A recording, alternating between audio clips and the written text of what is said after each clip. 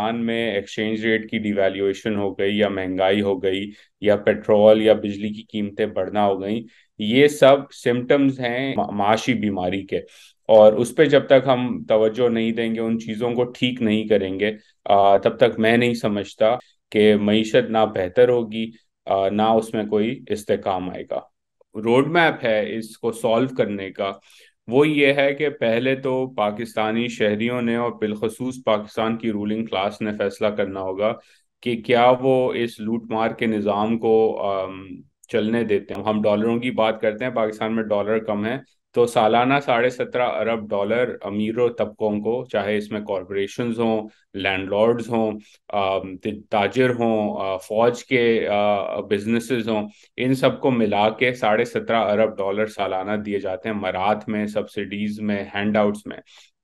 تو پہلی سولوشن تو یہ ہے کہ جو پاکستان ایک غریب ملک ہے، لیکن اس غریب ملک کی جو سکیرس ریسورسز ہیں وہ آپ امیر طبقے سے، اشرافیہ سے لے کے غریبوں کو دیں، جن کو ضرورت ہے، ان کی پڑھائی لکھائی، صحت،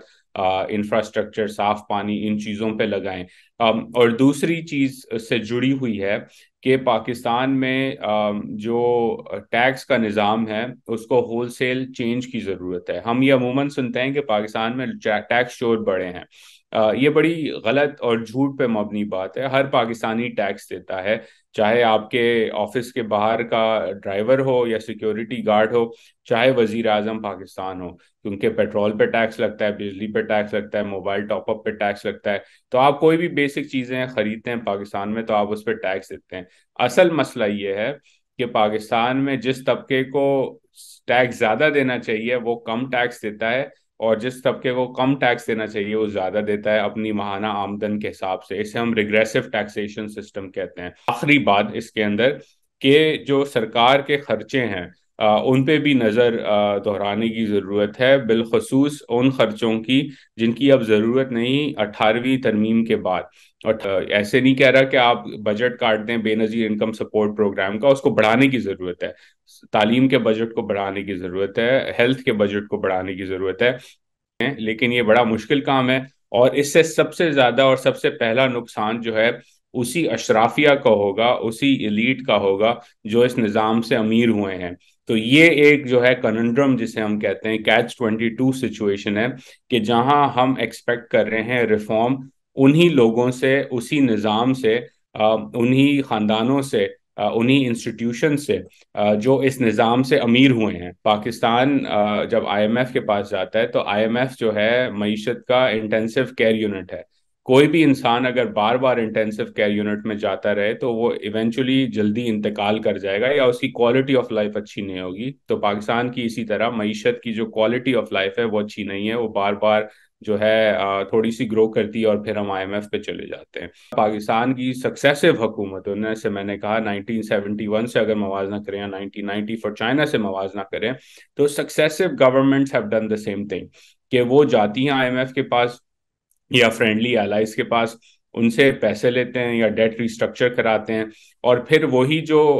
پرہیز کا جو کہا جاتا ہے وہ پرہیز نہیں کرتے، تھوڑے ٹائم کے لیے براؤن بریڈ براؤن رائس کھاتے ہیں، عوام پہ بوجھ ڈالتے ہیں، اور پھر آئی سی یو میں چلے جاتے ہیں، کیونکہ مٹھائی اور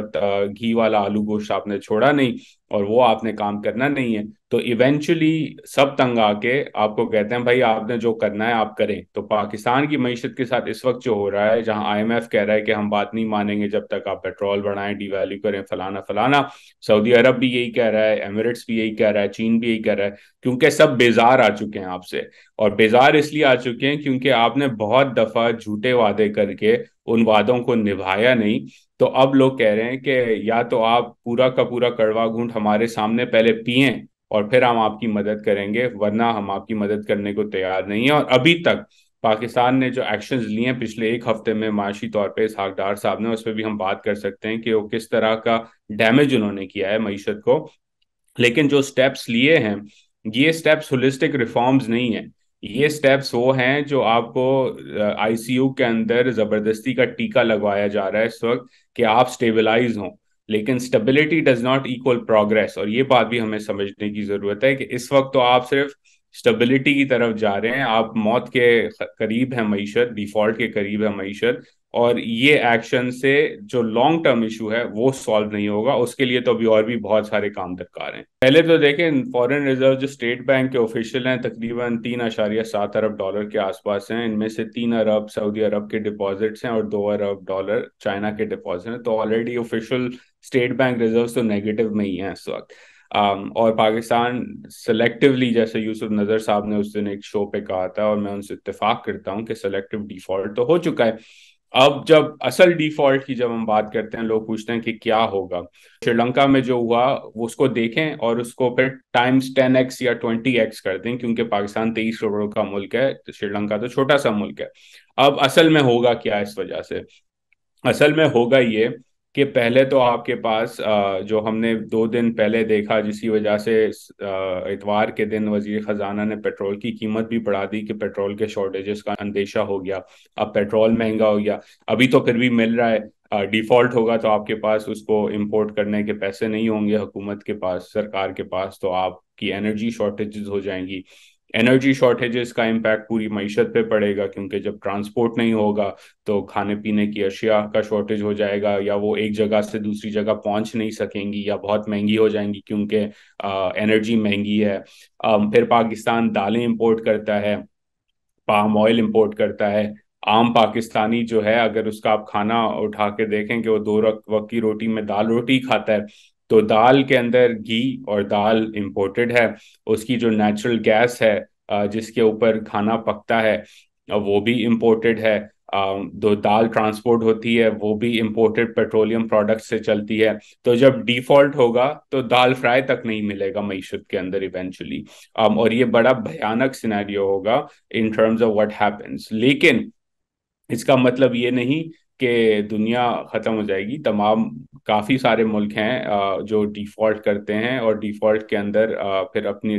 قرضوں کی ادائیگی کو ریسٹرکچر کرتے ہیں۔ پاکستان کو اس وقت ڈیٹ ریسٹرکچرنگ کی بھی ضرورت ہے، لیکن اس میں ہم 2 ٹرمز کہتے ہیں جب ہم معاشی طور پہ بات کرتے ہیں کہ آپ ریسٹرکچرنگ کی طرف کس طرح جائیں گے۔ ایک ہوتا ہے کہ آپ آرڈرلی سٹائل میں جائیں، یعنی کہ بازار میں جیسے ہوتا ہے کہ ایک شخص ہے، اس نے قرضے لیے، نقصان کر دیا، پھر وہ اپنے جن سے اس نے قرضے لیے ان سے جا کے خود بات کرے، بات چیت کر کے کوئی طریقہ نکالے آگے بڑھنے کا۔ دوسرا ہوتا ہے کہ وہ شخص بھاگ جائے اور پھر اس پہ پولیس کے کیسز ہو جائیں۔ تو ڈس آرڈرلی ڈیفالٹ اس طرح ہے جیسے آپ بھاگ گئے اور پولیس کے کیسز پھر آپ پہ چل رہے ہیں اور آپ کو اریسٹ کر لیا گیا، اور آرڈرلی طریقہ ہوتا ہے کہ آپ خود بات چیت کریں۔ تو پاکستان نے وہ بات چیت تو کرنا پڑے گی ایونچولی، لیکن اس وقت مجھے ڈر یہ تھا، اب تھوڑا کم ہو گیا کیونکہ آئی ایم ایف کی ڈیلیگیشن بھی آ رہی ہے، کہ یہ ڈس آرڈرلی ڈیفالٹ کی طرف معاملہ نہ چلے جائے، اور آخر کار جو ہے ڈار صاحب نے ہوش کے ناخن لیے اور ڈار پیک کو ختم کیا، پرائس ایڈجسٹمنٹ ہونے دی۔ نقصان تو اس سے بہت ہوا، لیکن شاید ڈس آرڈرلی ڈیفالٹ کا جو خطرہ تھا وہ ابھی کے لیے تو ٹل گیا ہے۔ ایک رسپانسبلٹی جو ہے شہریوں کی بھی بنتی ہے، وہ اس حساب سے کہ جو ٹرک کی بتی پہ سیاستدان یا ان کے ارد گرد کے لوگ جو شہریوں کو لگاتے ہیں کہ ہم نے قیمتیں فریز کر کے آپ کو ریلیف دے دی، یا پیٹرول کی قیمت 4 روپے کم کر کے عوام کو ریلیف دیتی، اس طرح کے ٹرک کی بتی والے نعرے پہ آپ نہیں جایا کریں، آپ سخت سوال کیا کریں لوگوں سے کہ بھائی اس کے پیسے دے گا کون ایونچولی؟ کیونکہ دیکھیں ایونچولی جب خسارہ رن کیا جاتا ہے ایسی ان ٹارگیٹڈ سبسڈی دے کے، تو بیانیہ تو یہ ہوتا ہے کہ عوام کی ریلیف کے لیے دیا جا رہا ہے، لیکن عوام ایونچولی اس کی قیمت سود سمیت اور اس سے کہیں عوض زیادہ ادا کرتی ہے مہنگائی کی صورت میں۔ ڈار صاحب نے اناؤنس کیا تھا کہ پیٹرول کی قیمت ہم نے شاید 4 یا 5 روپے ایسا کوئی اماؤنٹ تھا کٹ کی، اور اس کو وہ بڑا چڑھا کے کیا کہ ہم نے ریلیف دی ہے عوام کو۔ اب اگر ہم سٹیٹسٹکس دیکھیں عام شہری کے پاکستان میں، تو اس کا اگر ہم حساب لگاتے ہیں کہ جی آپ نے 5 روپے ریلیف، بہت بڑی ریلیف دی،